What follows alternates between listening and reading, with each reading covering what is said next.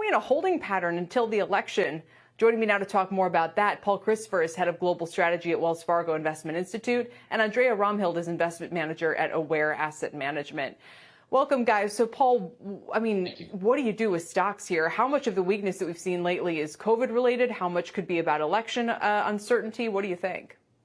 Yeah, good questions. COVID, yes. Elections, yes. And Mike mentioned the macro picture, where quite a lot of that V has already been priced in, especially when you think about people buying durable goods. What needs to happen now is that services become a more sustainable driver of this recovery. That remains an open question along with the others because of COVID. And you'd be a seller of the industrials here, Paul? Well, we're going to focus right now on two things.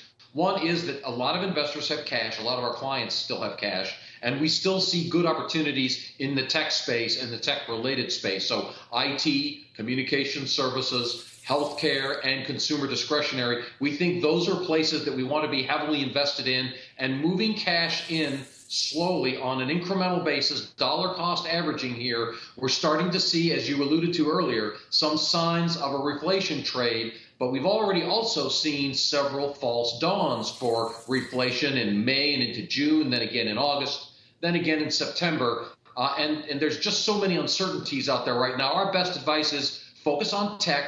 Don't be underweight emerging markets. Don't be underweight industrials here. Don't be underweight materials, for very long. What you want to do is be looking for a way to get up to neutral there. And when that move shows itself sustainable, it's going to have some legs to it. We think there will be time for investors to get in. Andrea, do you have the same point of view, especially on the credit side? Is there anywhere where you see and feel a lot of conviction right now, or would you say it's better to wait and see what happens over the next couple weeks and months?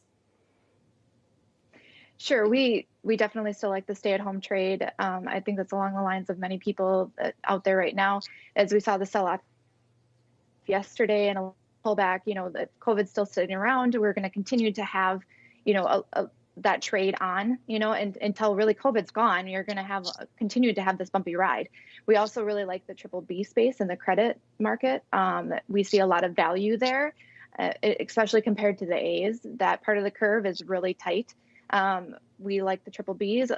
Obviously, not all are traded equally, but we like, the telecom space for various reasons that goes along with the stay-at-home and the activity that we like the large money center banks so that they are specialized, and the diversity of revenue that they offer, and the global diversification as well. Yeah, and just to make sure everybody caught that, you guys like the large money center banks, some of the large names in retail, telecom. You think it's too early for travel and leisure. Appreciate it, guys. A lot's going to come at us over the next few days with earnings here and then with the election and so much more. Paul Christopher, Andrea Romhild, appreciate your thoughts on these markets in the meantime. Shepard Smith here. Thanks for watching CNBC on YouTube.